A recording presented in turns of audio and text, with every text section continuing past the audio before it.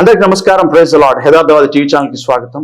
ఈ రోజు హైదరాబాద్ లో బాలాజీ నగర్ లో ఉన్నటువంటి Jesus with us apostolic prayer tower ministries doctor Kristuraju pastor గారి దగ్గర మనం ఉన్నాం. వారి యొక్క టెస్ట్ మనీ తెలుసుకోవడం కొరకు వారు ఎన్నో సంవత్సరాలుగా దైవ సేవలో ఉండి అనేక అద్భుత కార్యాలు దేవుడు వారి ద్వారా జరిగించారు. ఎన్నో కార్యాలు వారు చూశారు.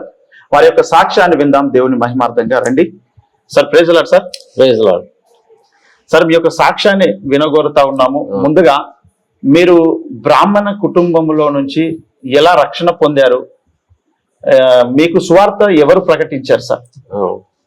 నేను అసలు విశ్వబ్రాహ్మణ కులము. మా తాతలు ముత్తాతలంతా విగ్రహాలు చేసేవాళ్ళు సార్. మేము చాలా ఐదిహ్యం ఆచారం చాలా. మా తాతగారంతా పందులుగా పనిచేశారు సార్.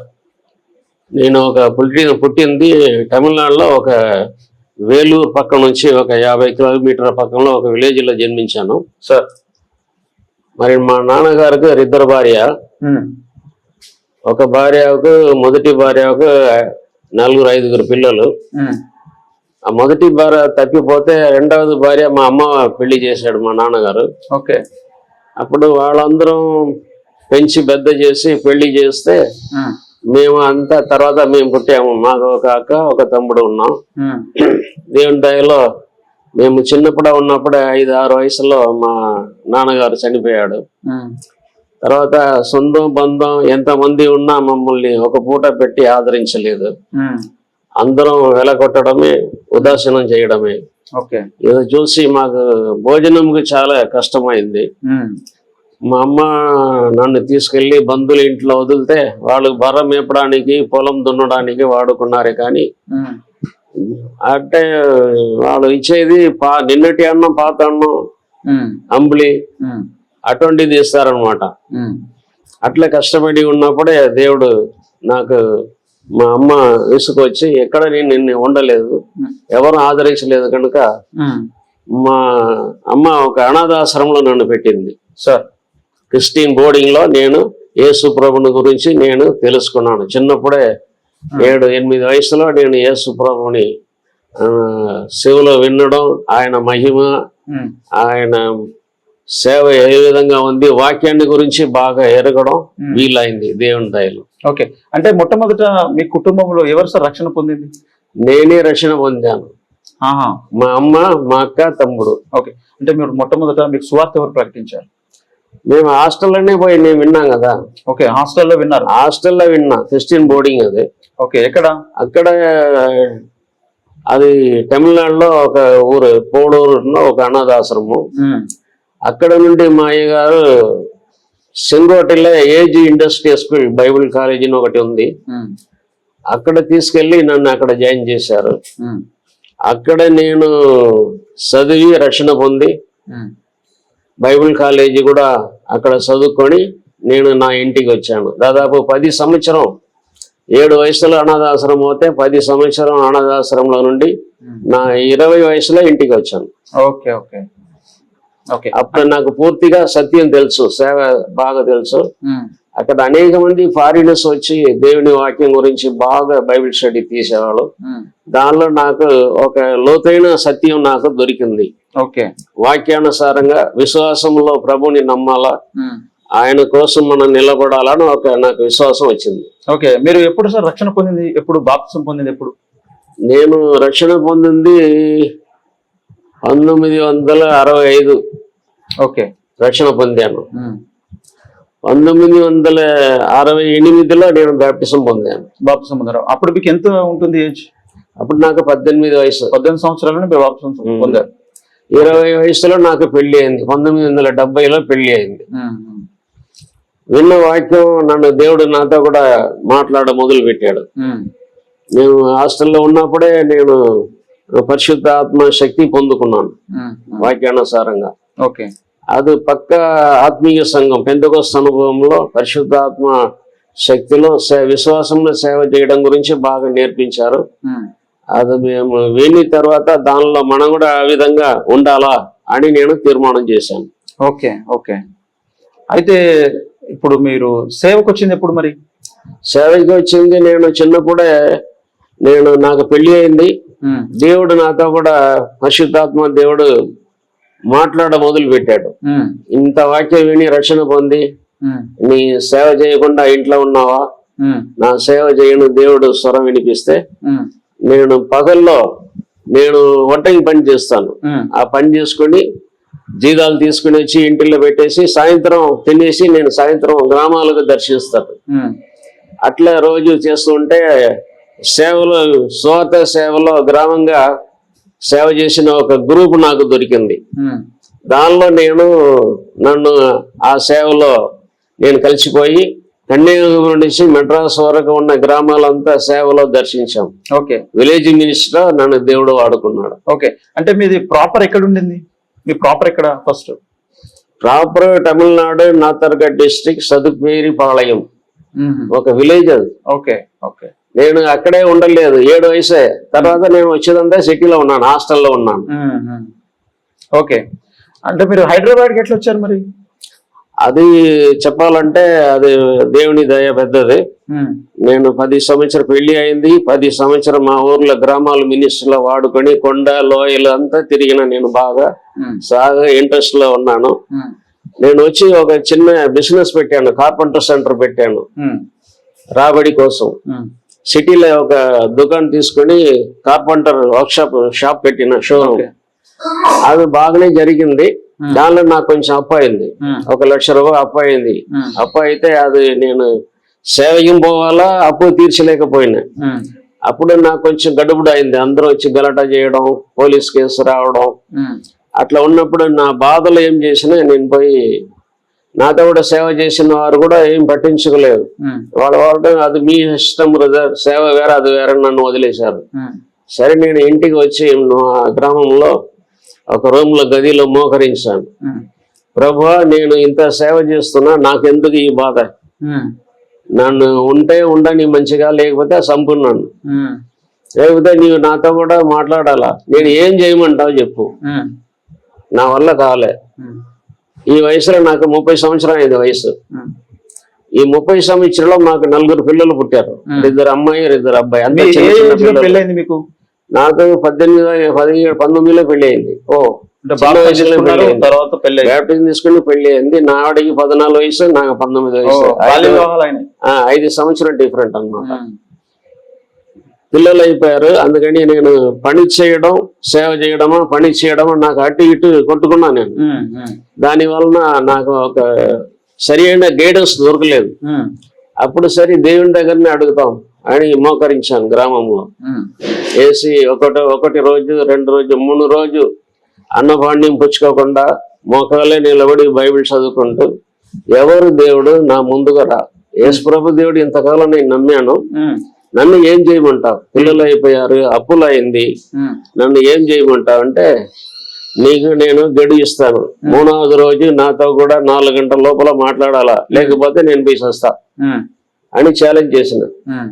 నా ఇంటి వెనక తోటల్లో ఒక ట్రాన్స్ఫార్మ్ ఉంది, దానిలో పోయి ఎక్కి నేను పట్టుకుని చచ్చిపోతా, నన్ను ఎవరు ఆపలేదు. నీ మాట్లాడకపోతే అట్లనే చేస్తానని తీర్మానం చేసిన. తర్వాత 3:30 అయింది, ప్రార్థన చేసిన, లేచిన, లింగ్ చేసుకుని పైన ఒక టవల్ వేసుకుని, ప్రభువా నిన్నే నేను మొక్కిన, ఇప్పుడు నన్ను తండ్రి లేని వాడుగా చేసినావు, నా పిల్లల్ని తండ్రి లేకూడదు నీ చేస్తున్నావు, నా భార్య 4 పిల్లలు నీ చేతిలో సమర్పిస్తా, నేను పోయి ఇప్పుడు సస్తా, తర్వాత నీ ఇష్టం. ఇప్పుడు దాకా నాకు నీ ఏం జవాబు ఇవ్వలేదు, నన్ను ఏం చేయమంటావు అని చెప్పేసి. అప్పటికి 3 రోజులు అయిపోయిందా? 3వ రోజు తెల్లారి 3:30 గంటలకు నేను బయలుదేరిన. ఉదయం సరే చచ్చిపోతామని బయలుదేరి నా ఇంటికి వెనక ఒక చివరి గేట్ ఉన్నాయి, దర్వాజా ఉన్నాయి. అక్కడ పోయి చేయి పెడితే నా మీద ఒక వెలుగు ఆకాశం నుంచి మీద పడ్డది. ఇది కల కాదు, నిజమే ఇది జరిగింది. ఆ వెలుగు పడిన వెంటనే నేను కింద పడిపోయాను. నా వల్ల చెయ్యాలంతా వణుకుతుంది. తర్వాత ఇది ఎవరు, ఈ వెలుగు ఎక్కడి నుంచి వచ్చింది అని నాకు లోపల భయం వేస్తుంది, గుండె దడదడ అంటుంది. సరే చెప్పి పైన చూస్తే ఒక పెద్ద అగ్నిగుండం కనిపిస్తుంది. నా తల పైన ఒక 15 ఫీట్ల అగ్నిగుండం, దానిలో నుంచి 100 లాంటి ఇన్స్ట్రుమెంట్స్ పరలోకంలో వినిపిస్తున్న ఇన్స్ట్రుమెంట్స్ అని అనుకుంటాను. అది భూమి మీద అటువంటి ఇన్స్ట్రుమెంట్స్ లేవు. అది నా చెవిలో వింటున్నా నేను. అది ఇన్స్ట్రుమెంట్ వస్తుంది, దేవుడు అక్కడ నుంచి నా కుమారుడా నేను అబ్రహాం దేవుడు మాట్లాడుతున్నాను, నీ సావట్టుకు నిన్ను రక్షించలేదు, ఇదిగో నీతో కూడా మాట్లాడతాను, నీ లేచి నేను చూపించి దేశం పో, అక్కడ నీతో కూడా నేను ఉంటాను, నీ సేవ ఆశీర్వదిస్తాను, నిన్ను సేవకి తెలుసుకున్నాను, ఇది నా చిత్తము, 3 రోజుల్లో బయలుదేరు అని చెప్పేస్తే అగ్ని గుండా ఆగిపోయింది. దేవుని స్వరం విన్నాను, నాకు బాగా సంతోషమైంది.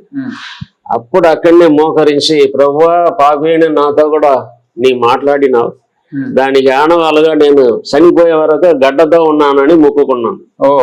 అదే ఈ గడ్డ, ఇప్పుడు 40 ఏళ్ళ ఈ గడ్డలో ఉన్నాను నేను. ఓకే, ప్రభు మాట్లాడింది కాబట్టి నాకు షోకు షేవింగ్ అదంతా అవసరం లేదు.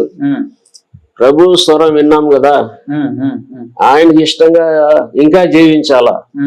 ఆ రోజు నుంచి నేను ఫాస్టింగ్ మొదలు పెట్టాను. ఓకే, ఎప్పుడు దేవుని స్వరం విన్నాను ఫాస్టింగ్ మొదలు పెట్టిన 3వ రోజు నేను కట్టుబట్టతో బయలుదేరి బైబిల్ తీసుకొని నా భార్య దగ్గర, నేను బయట సిటీలో పోయి పని చేసుకుని నీకు డబ్బు పంపిస్తా, పిల్లల్ని చూసుకో అని చెప్పేసి బయలుదేరి వేలూరు వచ్చి చిత్తూరు వచ్చి అక్కడ నుంచి బయలుదేరి 100 రూపాయలతో నేను చిత్తూరు నుంచి హైదరాబాద్ వచ్చాను.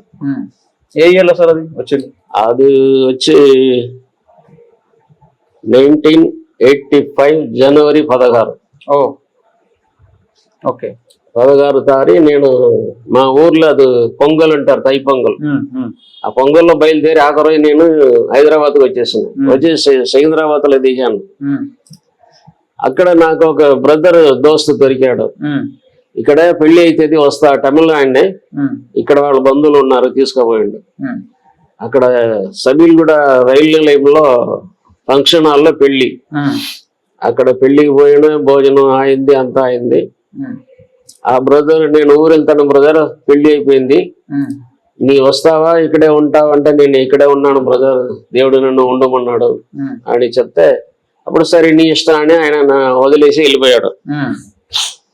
అక్కడ 1-2 నాతో మాట్లాడి, నేను పని చేస్తా కార్పెంటర్ అని మాట్లాడి, ఫస్ట్ వాళ్ళ దగ్గర నేను కొత్త ఇల్లు, దానికి ఫర్నిచర్ అంతా చేయటం మొదలు పెట్టిన. పని ఒక 10 రోజులు జరిగింది.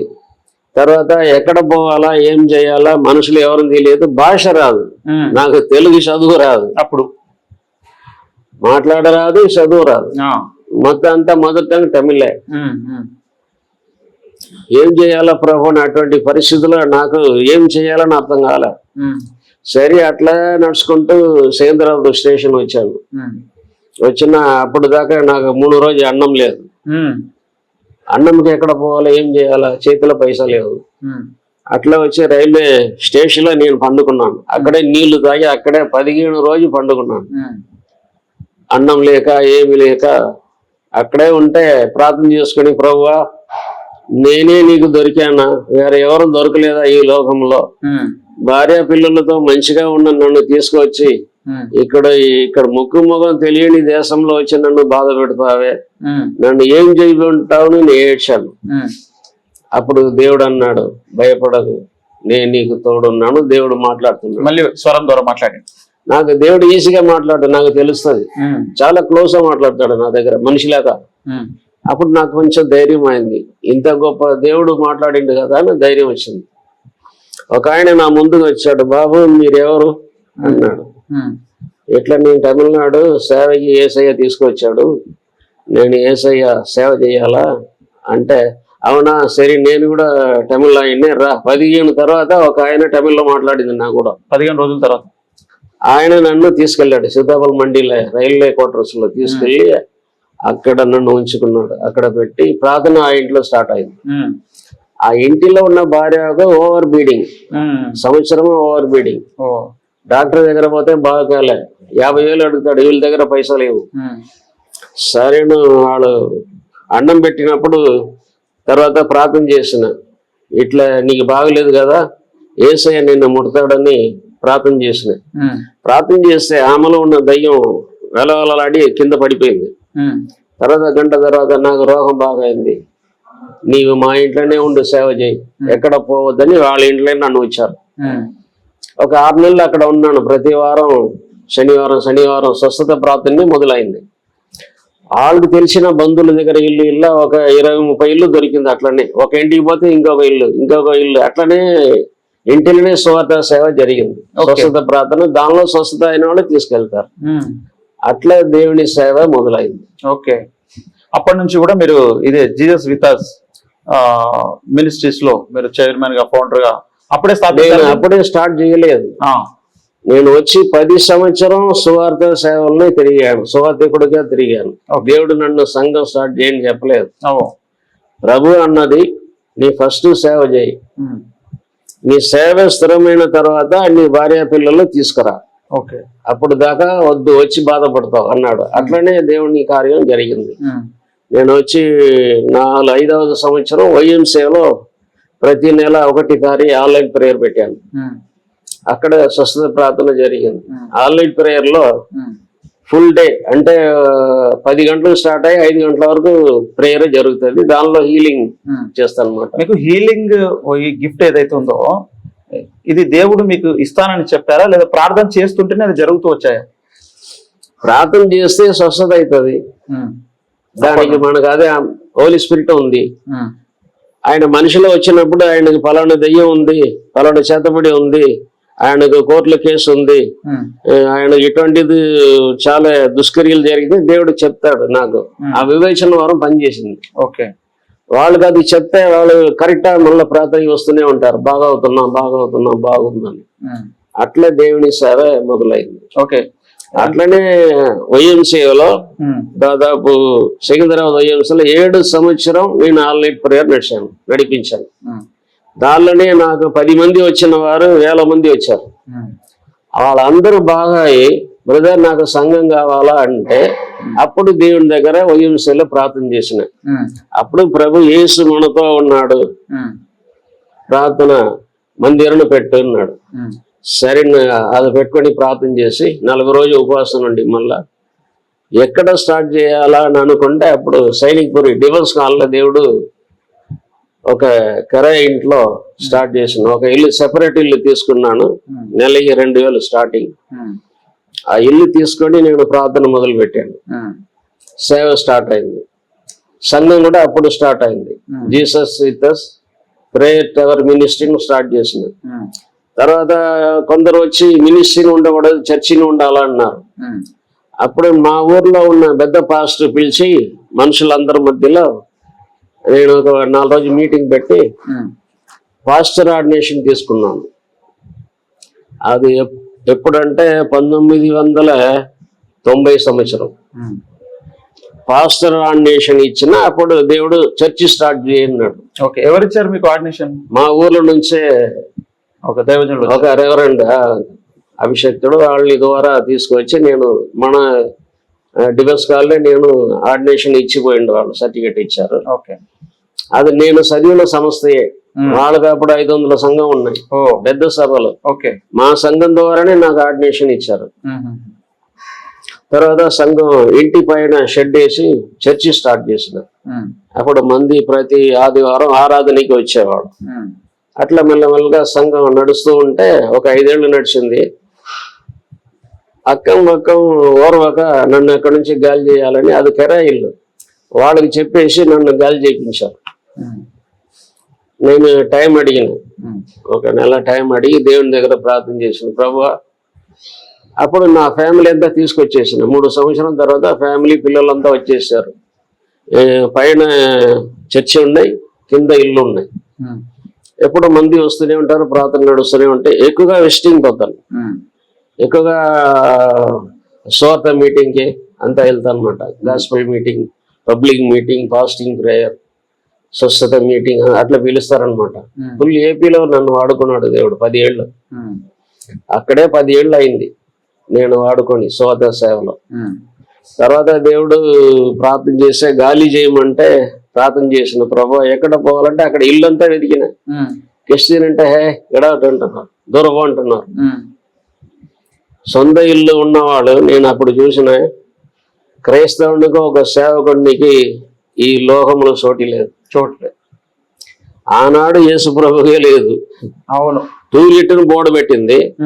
కిరాయి ఎంత అంటే నేను ఇస్తాను, నేను సేవకుడు ప్రార్థన చేస్తానంటే హే కిడ ఆర్మీమేనా, ఆర్మీలో ఉన్నావా, ఆఫీస్ పని చేస్తావా, కారు ఉందా,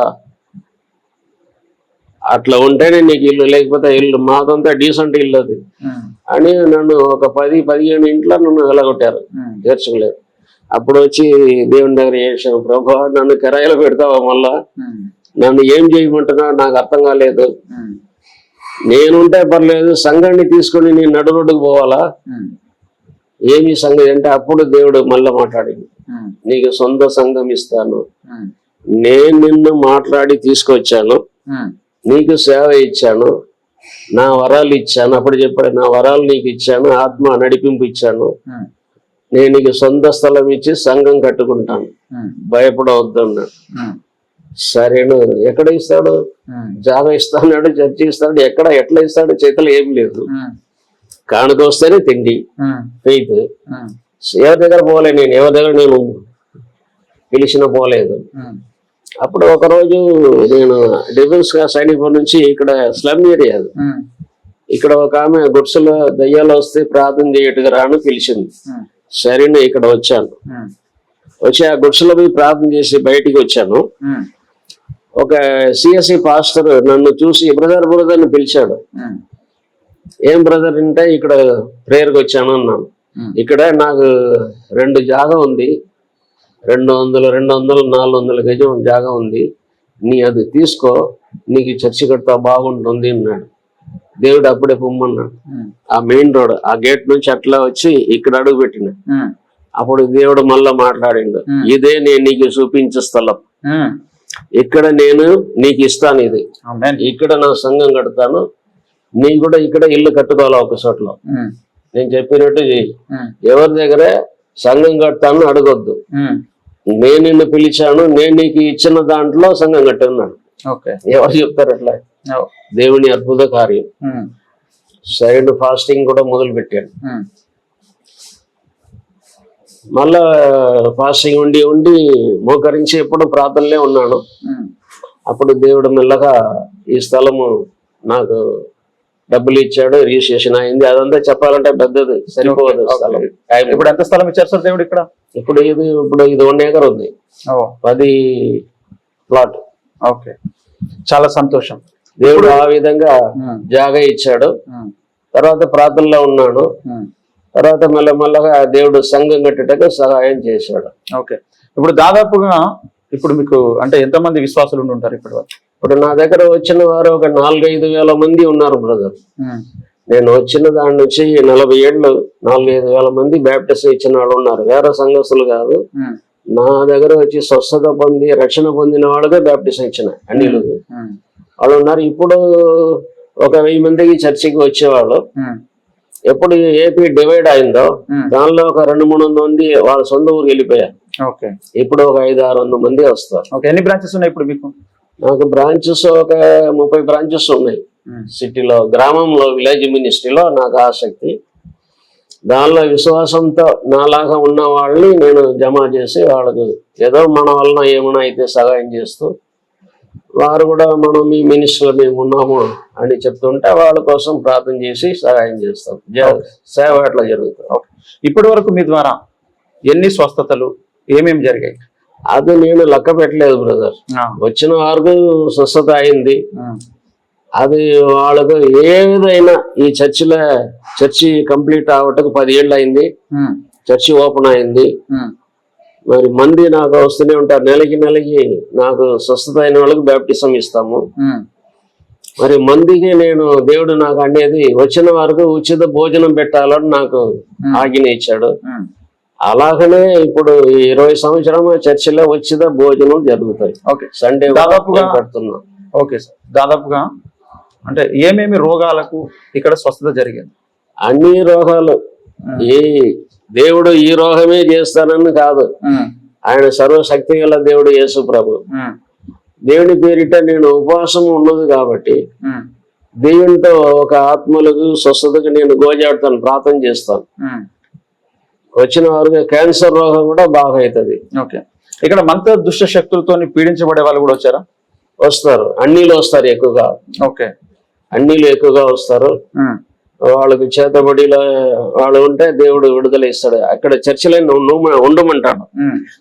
వారం రోజు 10 రోజులు వాళ్ళు ఉండమని చెప్పి వాళ్ళ కోసం ప్రార్థన చేసి భోజనం పెట్టి స్వస్థత అయిన తర్వాత వాళ్ళు పోతారు. ఓకే. అట్లా సేవ జరుగుతుంది. ఓకే. ఇక్కడికి మేము అంటే ఓఫీర్ మినిస్ట్రీస్ రంజిత్ ఓఫీర్ గారు కూడా మీకు పరిచయం అని అనుకుంటున్నాను. అవును, కొన్ని ఏళ్ళ తర్వాత పోయిన అది 2020 ఎలా పరిచయం మీకు? ఎప్పుడు పరిచయం అయినారు ఓఫీర్ గారు? నాకు టీవీలో పరిచయం అయ్యాడు, చూసిన అంతే. తర్వాత నాకు మంది వచ్చారు. మంది వస్తే ఎక్కడి నుండి వస్తున్నారంటే ఓపీఆర్ గారు చర్చి నుంచి వస్తున్నా, అయ్య గారు నీ దగ్గర పొమ్మన్నాడు. వచ్చిన వాళ్ళు చెప్పి నాకు తెలుసు. అట్లా ఎంతమంది వచ్చింటారు సార్ ఇప్పటి వరకు? అట్లా ఇప్పుడు ఒక 300-400 మంది వచ్చి బాగా అయిపోయిండు. నెలకి 5-6 మంది వస్తారు అనమాట. ఓకే. ఒకసారి 10 మంది కూడా వస్తారు. ఆయన ఎక్కడ సేవ చేస్తాడో కర్నూలు, వైజాగ్, నెల్లూరు, గుంటూరు, విజయవాడ, కాకినాడ, వైజాగ్ నుంచి కూడా, విజయనగరం నుంచి కూడా మంది వస్తారు ఇప్పుడు. ఓకే. వచ్చి ఇక్కడ ప్రార్థన చేసుకుని పోతారు. ఓకే. అంటే వాళ్ళందరూ కూడా హీల్ అయ్యారు? హీల్ అయ్యి వెళ్ళిపోయారు. దాదాపు ఎన్ని సంవత్సరాల నుంచి మీరు ఓఫీర్ గారు మీ దగ్గరికి పంపించారనేటువంటి విషయం విన్నారు? ఇప్పుడు నాకు ఒక 3-4 సంవత్సరం ఆయన పంపిస్తాడు అనమాట. ఓకే. ఆల్రెడీ నేను అంత ముందుకు చర్చికి వచ్చిన వారు అందరికి ఎరుక స్వస్థత జరుగుతుంది, బాగా అవుతుంది, అక్కడ పోతే మంచిగా చూస్తారని మనకు దేవుని పేరిట ఒక సాక్షి ఉంది. అందుకని ఎవరైనా ఇక్కడ వస్తారు, వాళ్ళని మేము చూస్తాము. చూసి ప్రేమతో ప్రార్థన చేసి భోజనం పెట్టి ఆదరిస్తాం అన్నమాట. అనాథులైతే ఇక్కడ ఉండమంటాం.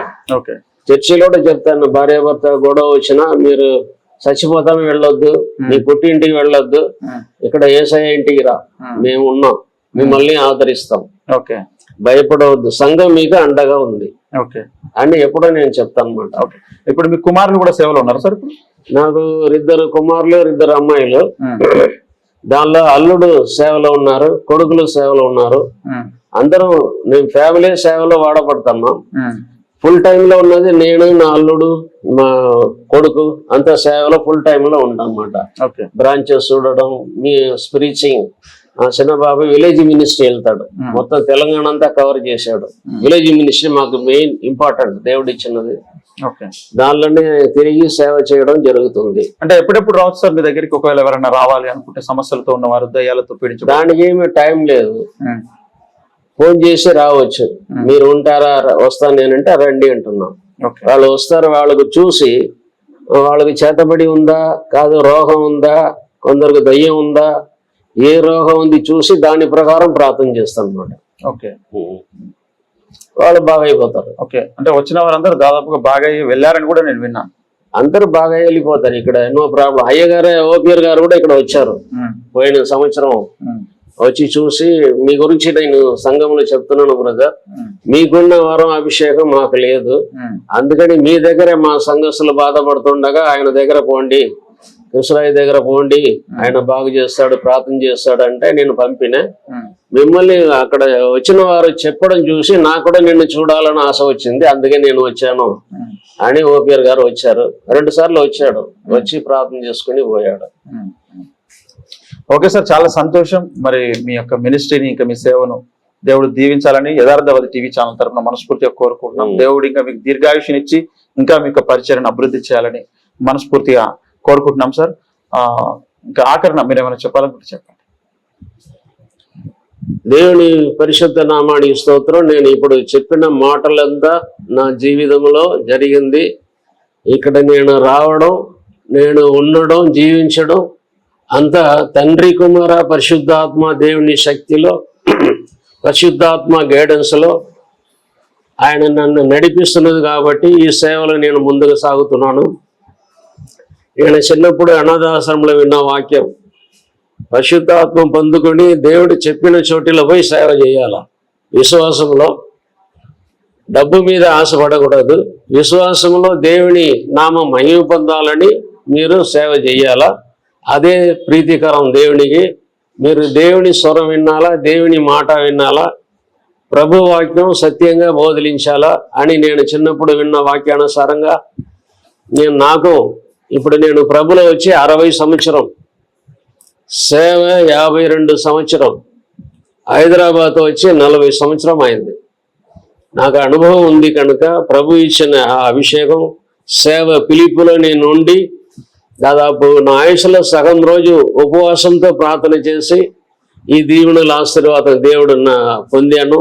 ఇది ఏ మనిషి ద్వారా నేను ఈ విధంగా సేవ చేయలేదు.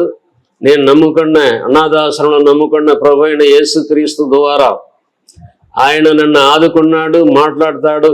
నాకు ఏమి కావాలన్నా ప్రార్థన చేస్తాను, ఆయన నాకు సహాయం చేస్తాడు, అన్నిటిలో నుండి నన్ను పోషిస్తాడు.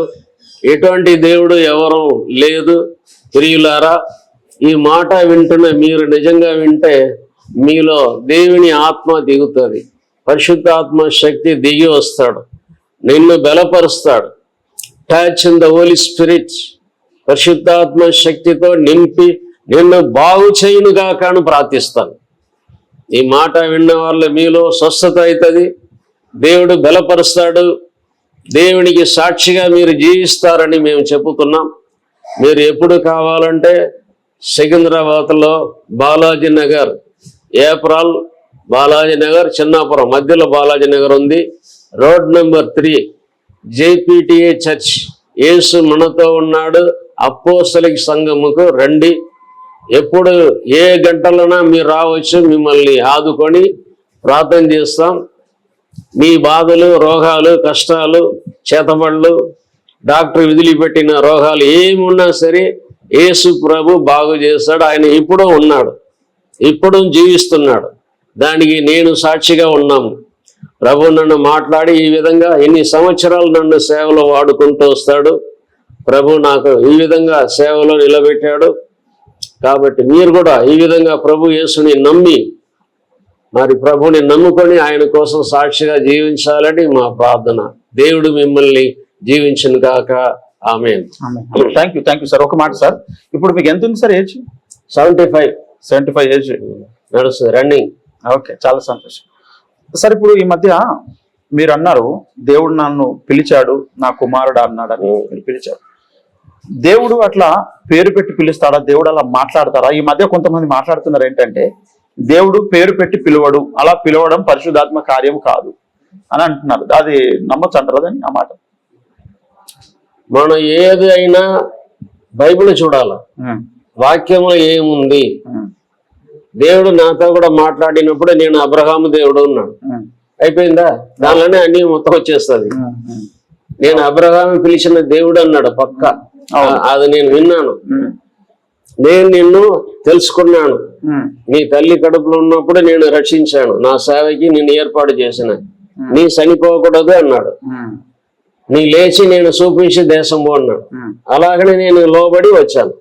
దేవుడు ఈ విధంగా సేవలో నన్ను నిలబెట్టాడు. ఓకే, మీరు ఫోన్లలో కూడా ప్రార్థిస్తే చాలా మంది స్వస్థత పొందారని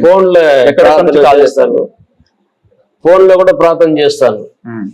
ఏ రాత్రి పగలైనా నేను ఫోన్ అటెండ్ చేస్తా. భయపడకండి, ఇప్పుడు ఫోన్ చేస్తే ఏం అనుకుంటాడో అని ఏం అనుకోవద్దు. నేను అంత గొప్పవాడిని కాదు. మీరు ఎప్పుడు అవసరం ఉందో, ఎప్పుడు బాగులేదో, ఎవరైనా సరే ఆ పేషెంట్కు చెవిలో ఫోన్ పెట్టి నాకు ఫోన్ చేస్తే నేను ఫోన్లోనే ప్రార్థన చేస్తా. వాళ్ళకి దయ్యం ఏమైనా ఉంటే పడిపోతారు, రోగాలు ఉంటే స్వస్థత అవుతుంది. ఓకే, మీరు అట్లా మీరు విదేశాలు కూడా చేస్తుంటారు సార్? దుబాయ్, అమెరికా విదేశాలు వెళ్ళిన. దుబాయ్కి 2 సార్లు వెళ్ళాను, సింగపూర్, మలేషియా 2 సార్లు వెళ్ళాను. తర్వాత నేను ఎక్కడ పోలేదు. దేవుడు పంపిస్తే పోతాను, దానికి ఏమి లేదు. దేవుడు పంపాలా. అక్కడ నుంచి కూడా ఎవరైనా కాల్స్ చేస్తారా మీకు?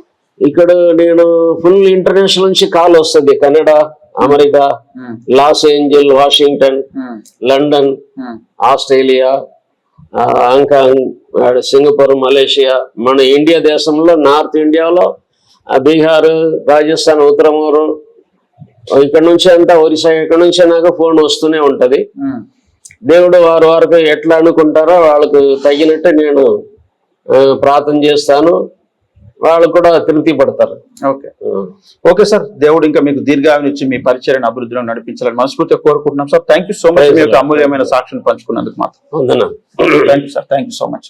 ఇదండి సార్ క్రీస్తురాజు దైవజనుల యొక్క సాక్ష్యము. ఇక్కడ కొన్ని వేల మంది మరి మంత్ర దుష్ట శక్తులతో పీడించబడుతున్నటువంటి వారు మరి స్వస్థత పొందినటువంటి సాక్ష్యాలు ఉన్నారు.